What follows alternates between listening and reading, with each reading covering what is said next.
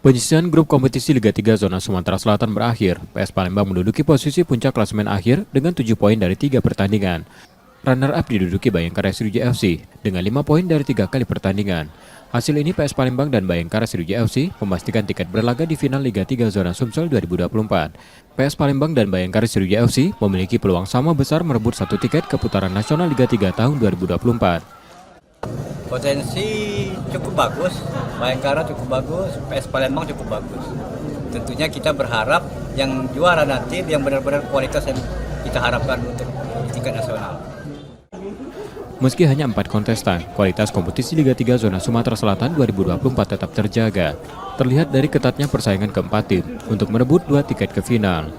Potensi pesepak bola terlihat di hampir seluruh tim.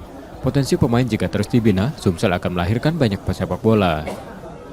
Sebenarnya rata-rata bagus itu ya, kita potensial pemain ini. Bahkan kita akan kalau nanti dari kelihatan dari pemain dari 4 tim klub ini sebagai contoh daripada tim-tim yang lain.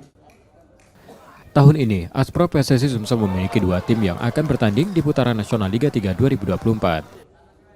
Nur Muhammad, Kompas TV, Palembang, Sumatera Selatan.